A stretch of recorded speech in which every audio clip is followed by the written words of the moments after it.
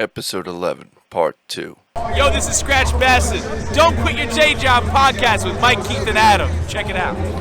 Adam, did you listen to any rap radio back in the day? Yeah, he was listening to like 92.3 K-Rock and stuff. Well, in the 90s, I was listening to K-Rock. I probably listened to whatever was, if I was listening to rap music at all, I was listening to whatever station was popular in New York in the time, in the early 90s. So you think probably in the early Hot 90s, 97, probably the old Hot 97, or, that's what people would have on, like, in the background, or Kiss FM. in the car, or whatever, or, yeah.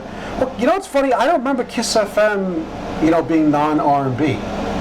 No, and I know it phased more into like from like R&B. 9 to 11 p.m. They played a mix. They had rap on there as well. But WBLS did a lot of them. BLS did, yeah. And then you had that whole thing between the Bronx and Queensbridge and Queens. The bridge. And then you had KRS-One, the bridge is over, and they'd go back and forth. If I was listening, I'm sorry to interrupt you, but if I was listening to rap at all, where I'd probably be on Z100, the old Z100. Well, or Z100 something like that, started to play like when it was more commercial stuff, like New Jack Hustler. I'm going back to New Jack City soundtrack. New Jack Hustler's a great song. Right. Mama Said Knock You Out. So California. Really, that's enough for these questions. So, all right. So, basically, I want to just say, I was a lot more into hip-hop than these guys. I'll talk about my experience at first, and then we can discuss some stuff about it. I heard Rapper's Delight when I was like 9 years old, because I was born in 1970. So I'm 3 years older than these guys. So I heard Rapper's Delight, the first real commercial rap record on radio. So, and I recognized right away, I'm like, I know that song behind there. It was a disco song. Now, a lot of people might argue with me, but I hear a lot of disco, a lot of funk, and some jazz in early hip-hop. And even later on, you'll start to hear, like in the late 80s, early 90s, a lot of jazz-influenced stuff, like De La Soul, or like, I'm Cool Like That. That song, I'm Cool Like That, had a lot of jazz in it. There was like this little period where there was a lot of jazzy type music. Tribe Called Quest had that too, and there was like this also like a different type of rap back then, like Tribe Called Quest, De La Soul, the Jungle Brothers. More intellectual. They all had a similar vibe about them. But I'm going to go back into time. Okay, so when I was in junior high school, here I am, the like whitest white guy of all time, and then I seriously doubt that. And then I had friends in junior high school that introduced me to more rap music. I would catch it here and there, but then I really started to get into it, not just like the music, but the fashion itself. My favorite shoes back in the day were the blue Puma suedes with the gray stripe on it.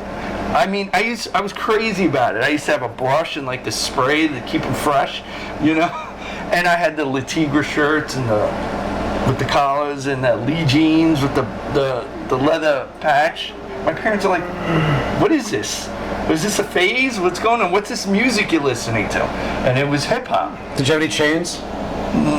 I had one gold chain that I had. You had the thick yellow Cool J chain? No, I didn't go that far. You wasn't made out of money, guys. Well, you could have got a fake.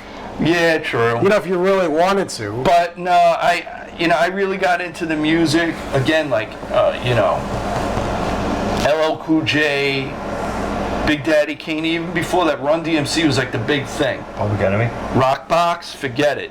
So in junior high school, like I listened to all these groups, and I was really getting into it. Especially Run DMC was like Rockbox, and then these videos eventually came out on MTV. Fear of the Black Hat. Oh wait, no, was that Fear of the Black Planet. Oh, Fear of the Black Public Enemy. Speaking of Public Enemy, I'm sorry, there was a spoof or something like that. Speaking of Public Enemy, right? I actually befriended at the DJ Expo over the years, I hang out with him every once in a while.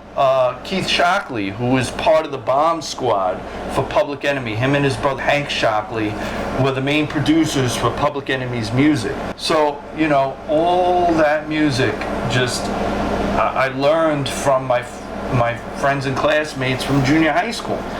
And we were able to relate better, you know, because of the music. It made us closer, you know, and we had stuff to talk about. We talked about, hey, yo, did you watch Video Music Box? Did you see that new video? Blah, blah, blah. And then we would talk about that. Video Music Box was on UHF. UHF, right. We got all on UHF, yep. So I watched a lot of videos on UHF. Shout out to Ralph McDaniels. But I was big on Yo MTV Raps. Was like that was later on. Right, no, but that was like late afternoon or whatever, early evening on MTV. Yeah, that was good. I know at first Yo MTV Raps was hosted by Freddy. Correct. Yeah. And it was just like, I think, every weekend, if I remember correctly. There's a documentary about the whole thing, about Yo MTV Raps. People could find that, they could look that up.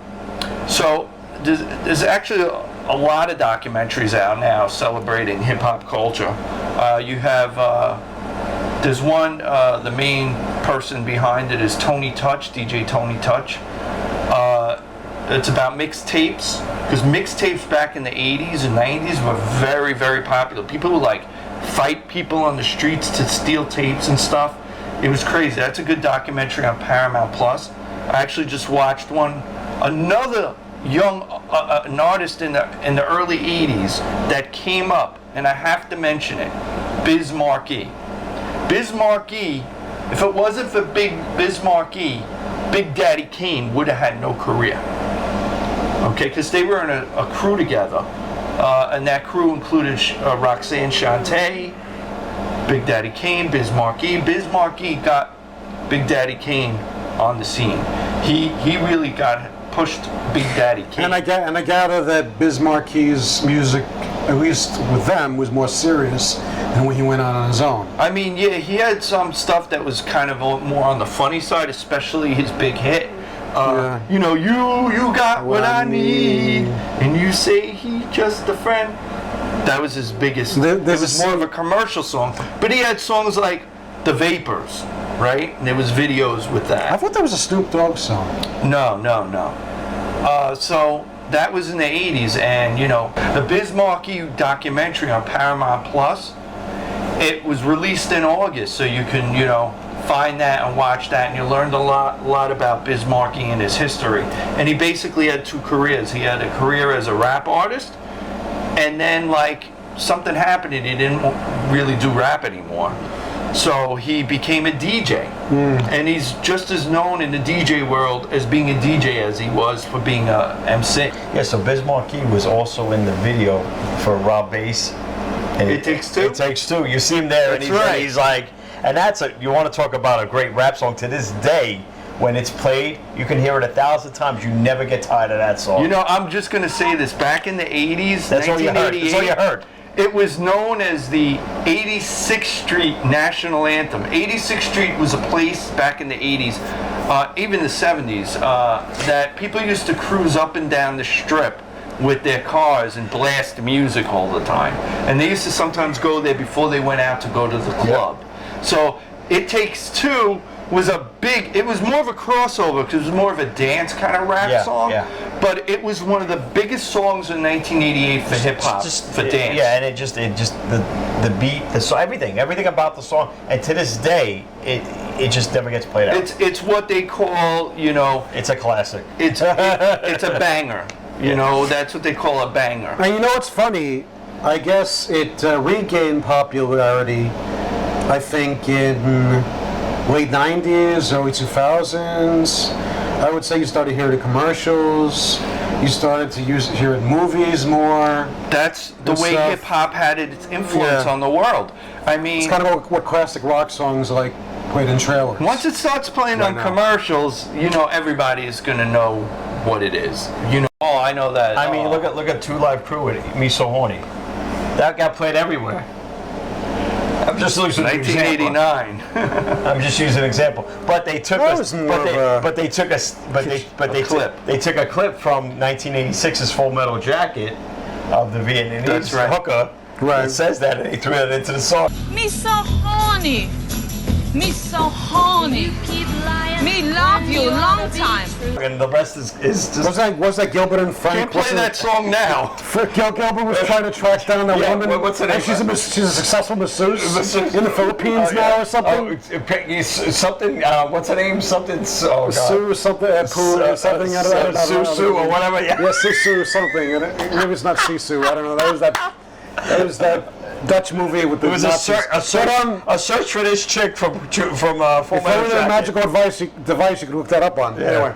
But yeah, a lot of these rap songs that you were saying, they used these rappers and DJs that compose it. Yeah, they're getting their money now from it because they get used over again in commercials, and so. One of my first introductions to these old hip hop songs and R&B songs, like I remember Rapper's Delight was played there. Probably It Takes Two, Rob Bass. Corp City's in the Bronx. Is in the Bronx? Bronx. Okay, all right. Well, maybe it wasn't. Maybe the amusement park was in Rockaway, whatever. But there used to be an amusement park, and it's not there anymore. There's buildings there, but I remember that was one of my first introductions into hearing this type of urban early rap music or whatever. This is like early '80s. I was probably in summer camp or whatever, and they used to play this type of music, and they actually played that type of music in the park or whatever. So it was like a real I guess urban amusement park. It wasn't like going to Great Adventure or whatever. It was like going to someplace local that was more in tune with the area and the people. The local culture and what they listen to, and just it's just funny. That's one of my young memories of hearing this type of music. UTFO, Rob Bass. I mean, it was everywhere. Run DMC probably. Yeah. You think a lot of at summer camp, a lot of freestyle music also involved freestyle. That stuff too. Kind of early freestyle. A lot of the freestyle went into kind of like a lot of the rap. I wouldn't really say that. I think freestyle originally was called Latin hip hop, okay? But then it kind of morphed into more of all about love songs and things like that. You had TKA, you had Cynthia, George Lamont. George Lamont, he was a little bit later on, but you had Judy Torres. Yeah. Couple girls. No Reason to Cry. I don't know. It was more like dance music. It really wasn't rap music. Yeah. Okay? Yeah, it wasn't. Yeah, it wasn't. So, rap music is more spoken. But that I will say, wasn't spoken. I will was say more this: rhythmic and there was a sung. place called the Fever Disco, and a lot of early rap groups or people that are rappers and DJs would go there to perform. One of them being Run DMC, and then there was the Fever Records. Okay, now the owner of Fever is named Sal. I'm not even going to say his last name because I'm going to totally screw it up. I'll put it on the screen. But Sal started the disco Fever and Fever Records, okay? But Sal, first was into he had all the hip hop stuff, but eventually later on, now, he produces a lot of these freestyle shows. So there is that correlation, and the glue to that is Sal from Fever Records. Okay, so that's a little history behind that. And Sal deserves to get his flowers because he was also early pioneer of getting these people into his club. So, he has to be mentioned, and that's why I'm mentioning it now. And now, I can tell you, I'll probably do something at the beginning of this program, but I'm going to repeat myself here. Some people say, well, I don't remember hip-hop being 1973. How did that happen? Well, they say the 4 elements of hip-hop were created on August 11th, 1973. There was a party, Cedric Avenue, 1520 Cedric Avenue, in the rec center.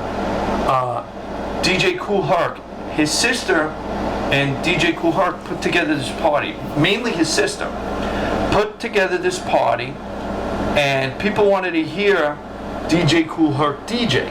So they did this back to school thing. The price was very low for females. It was 25 cents and like 50 cents for the guys. Wow. And it was a back to school party. And you know, DJ Kool Herc had like 2 records, and he would play it to extend the songs. And there was somebody talking on a microphone, and people were dancing, and people got together, and there was no problems at this party. And that's when they mark when hip-hop began. August 11th, 1973. So that's why we now have 50 years of hip-hop. Now, what I'm going to say could be a little controversial, but I've discussed this with a few people while I was at the DJ Expo. In my opinion, the first commercial record, when we all heard in 1979, the Sugarhill Gang, right? When we first heard that song on the radio, for a lot of people, that's when it marks the explosion of the early launch of hip hop, because it was on the radio, it became commercial. Let me ask you something. Yeah. Do you think that this was a national sensation? At least it took a while. I mean, Well, It started in New York. Right. Okay. Was this mostly the East Coast and the West Coast? Mostly the that was East in Coast. this? West Coast didn't start till a lot later on. Okay? So West Coast. It was the Bronx. The Okay. Bronx is where it started. Yeah. Okay. That's the fact. I'm talking about popularity. Popularity. As far as popularity New York, goes, New York, in New it, York, okay. New York by far. So nobody was playing Melly Mel on the West Coast. Nobody was playing. I'm sure they were. Nobody was It playing. got Daddy out there. Kane It got on the West Coast. No, but that was later on. I'm talking late. It got out late, there. It got late out to 70s them. and early 80s. It was really a more of a Right, New York right. thing. I mean, forget about Middle America. That was years later. But then if you look Decades at later. 80s and But- 90s rap, you had your West Coast rappers. Yeah, you that had West. exploded. Yeah. Even in the 80s, you had West Coast Yeah. coming in. I mean, NWA started in the 80s. Right. It didn't start in the 80s. Yeah. You know? Now, do you think that gangster rap was more prevalent in the beginning on the West Coast more than the East Coast? Absolutely. Absolutely. West Coast. Definitely. West But there was gang culture over here. There were gangs over Yeah, here. no doubt. And there probably was gangsters who were making, music. I mean, it's just Right, had but friends who were making music. It really or whatever. took off. But- I mean, even Ice-T. But I mean, Ice-T, I think, was before NWA. okay. Yeah. He's the OG. Right. Ice-T. Well, and yeah. now look at him. Everybody knows Ice-T. Right. Well, Ice-T, wasn't he born in the suburbs? He wasn't exactly. He wasn't. I don't know where he was born. I'm pretty sure I he don't- was. I don't know No, about I'm that. not saying that he, stayed there. But and he I probably- also want, before I forget, We're- I know we're could be talking wrong. about West Coast stuff right now, but you got to remember, like Dr. Dre Yeah. was like a DJ and would DJ at these places and stuff like that, and they like used to wear outfits, like shiny outfits and stuff. So before all the NWA stuff, he was just DJing in clubs and parties and things like that. And you had other guys doing rap. There was a famous rapper, Schoolie D. School effort. Yeah. Okay, Yeah. that was really early rap too. But like, somebody heard it was. I think it was Ice-T, if I remember the story correctly. In the comments, you can correct me if I'm wrong. I believe Ice-T heard a Schoolie D song, and then like pretty much, I think he even said it. Basically, ripped the song off. So he took a Schoolie D song and he took it and made it his own, basically, with his own lyrics. So they were inspired by the East Coast rap, but they wanted to do their own thing. And then we go later on. You got Atlanta, you got Southern rap, you got Oakland, Philly is a whole different thing. Still East Coast. Still East Coast, but like you then had Southern rap come in. You had like well, Southern rap probably was late 80s, Outkast. early 90s. Outkast was like 90s. Right. Outkast was big. the Big very Boy. You know, I mean, come on. incarnations of the rap. It was like, Southern rap started to do their own thing too, but East Coast was the founders. Yeah. East Coast is where it originated. Okay? So we're talking mostly the Bronx first, Queens of Brooklyn, and, you know, it just blew up. And I just want to talk about something else. I know this is going to be a little strange, but I got to bring it up. Because a friend of mine brought some articles to my attention. Okay? Now, I'm a Jewish guy. Okay? And believe it or not, a lot of Jews were behind hip hop. Okay? No kidding. One of the first Jewish guys, Rick Rubin, is a Jewish guy. And he started Def Jam in his dorm room at NYU. And without Rick Rubin, there wouldn't be that connection with Russell Simmons. So we wouldn't have had the Beastie Boys, all Jewish. We wouldn't have had Run DMC. Right? Not Jewish. Not Jewish. Not that I think so. not a Jew. Not a Jew. Right? We wouldn't have had Adam Sandler? No. We talked about West Coast, NWA. Their manager was the Jewish guy, right? So Eazy-E was working tightly with him. Now there was some problems, I think. I mean, supposedly the guy ran off with some money. I don't know. We don't know. But there were a lot of Jewish people behind hip hop. I mean, look at now, Drake. He always talks about how he had a bar mitzvah. One of the biggest rappers out there. Drake is kind of, isn't Drake kind of, isn't he more R&B than considered more R&B than hip hop? No, he kind of, he's hip hop, but he has very like a sing-songy-ish, like it's very melodic, his hip hop. See, I'm not into that. It's not like staccato. To me, that's droning to me. No. Especially compared to the old school. It's a different style. It's just a different flow. I'm not into it. It's just a different flow. And then, you know, you have all these Jewish people that were managers, agents, lawyers, and things like that. But a lot of Jewish people were into hip hop. I mean, Third Base, one of your favorite groups, you said you like MC Search, almost became a Cantor. Wow. He was, you know, and even his partner, I think, was Jewish as well. So Third Base, bunch of Jewish guys. So it seems like most of your white rappers are Jewish guys. We had Metis Yahoo, who was more like a reggae rapper. Right. He's, you know, very religious Jewish guy. He kind of phased out pretty quick. He did. I thought he was going to blow up a lot bigger. I think they said Mac Miller was Jewish too. Mac Miller, yeah, I remember that guy. All white guys. Weird Al. What? Weird Al. Weird Al is not a rapper. You know what's funny? And not a Jew. You know what's funny? But he had pretty good flow. I mean, if he wanted to, if he had the Right, lyrics, dirty, he probably could have gone with Right? rap. White and Nerdy, the song he White did. and Nerdy, yeah. No, didn't he cover? That actually was 2 pair. No, I'm saying Julio. No, right. He covered Amish Paradise. Amish Paradise. But not a Jew. 2 pair. and then he did. Star Wars actually and instead of give it away now, he said yabba dabba dabba. Look it up, kids. Anyway, you get the Red Hot Chili Peppers, yeah. So again, you know. Well, no, it's funny. One of my first introductions, you know, as far as being conscious of what I liked, or what I bought in albums, was probably Will Smith stuff.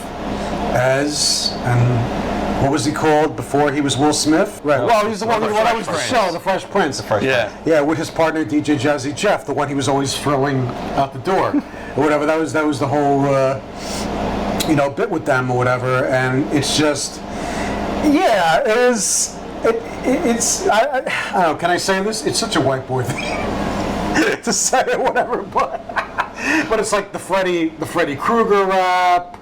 Parents just don't understand. Then I think you had a few other guys who spoofed rap too, besides Weird Al. No, Chunky A. No, but you know Arsenio Hall. You know who had cool rap too was Kid and Play. Kid and Play. Well, Kid and Play was legit. Yeah. Kid and Play was legit. The movies, House Party movies, those are like great. I'm talking about the guys that the first two. I'm talking about.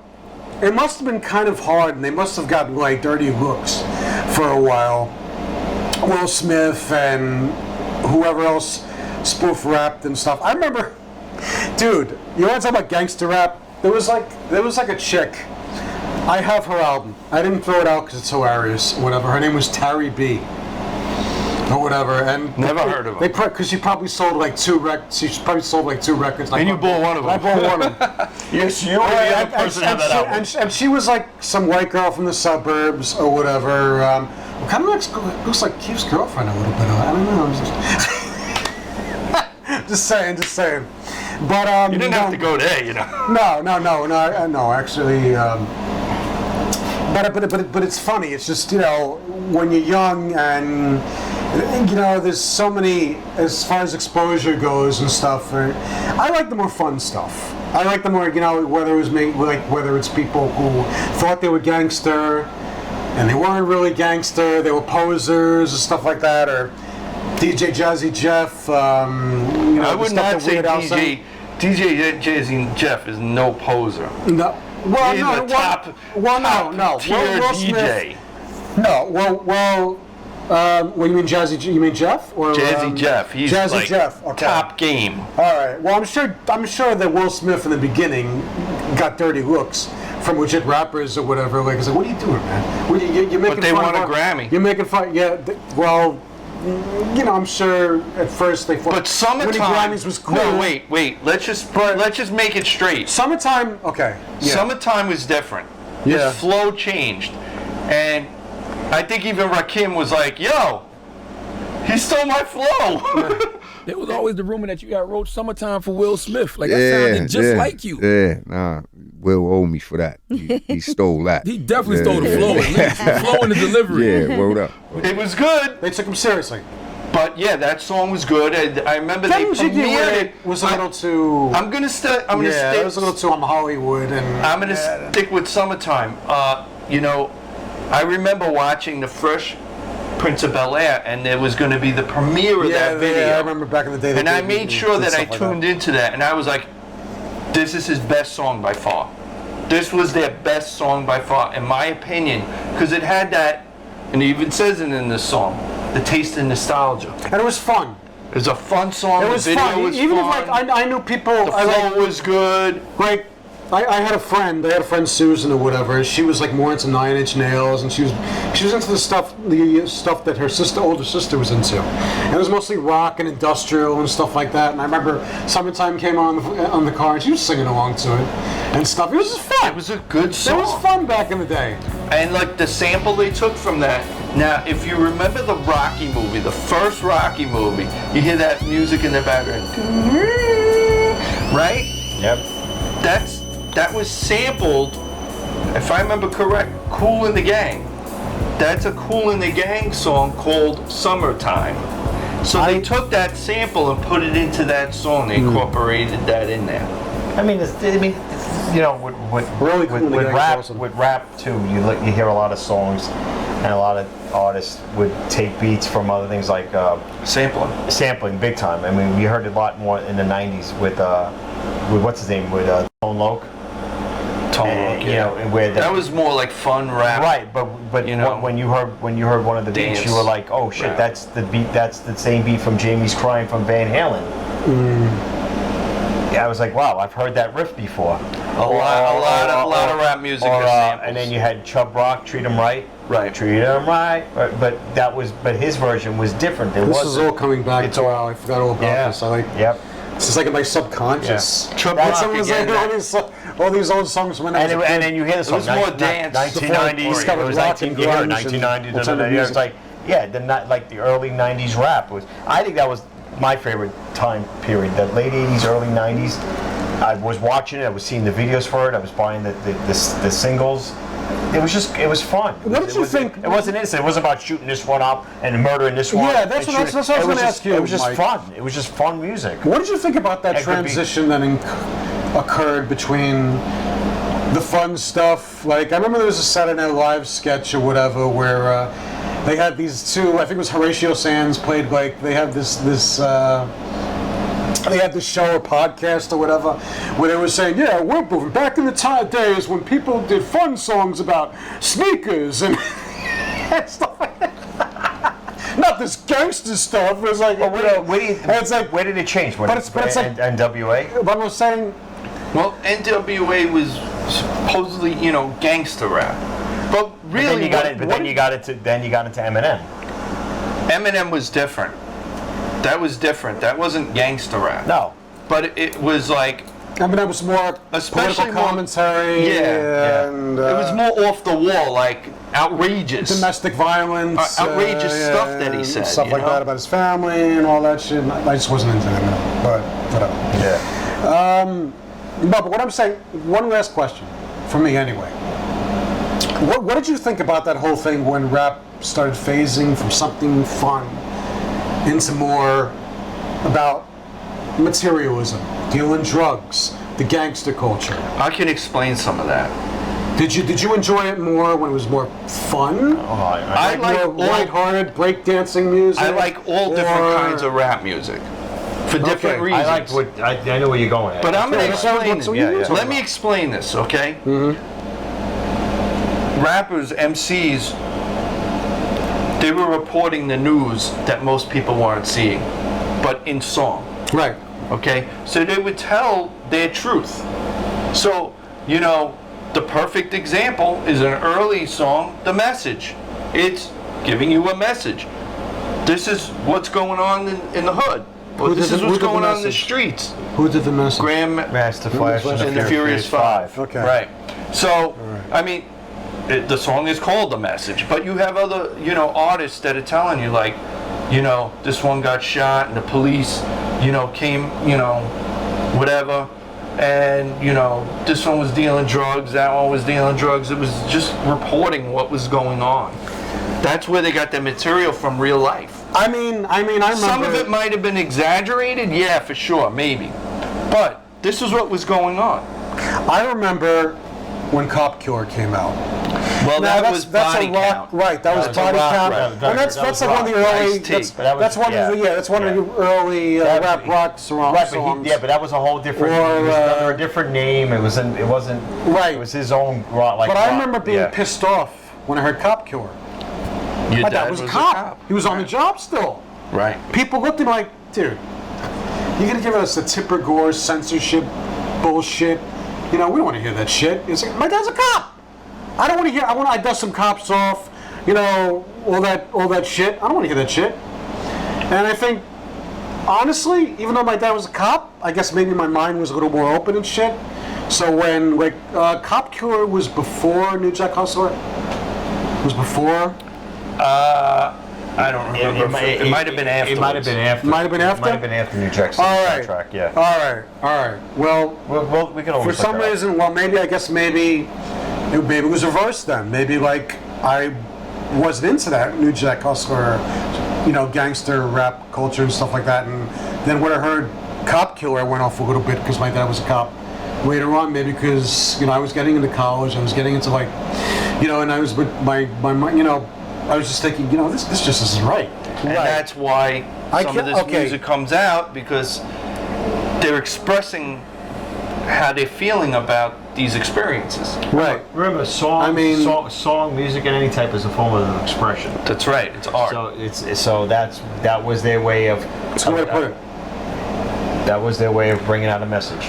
When I saw Boys in the Hood, I never thought that I would really get this movie and stuff like that, but I got it. It helped, like I said, I was not sure at the Kingsway movie theater, and I saw parts of it 500 times, like I said with the other movie, but I got it. I got the, I started to today I probably might not be into it as much, I'm into all types of film and stuff, so after Boys in the Hood, I saw Menace to Society, what was the other? Juice, South Central. I was interested in seeing these movies, because there's some great storytelling. You didn't experience that. Well, it's more for the story. Yeah, you learned. There was some great even though it's a movie, you probably learned some things. Right. New Jack City was more of like an action film.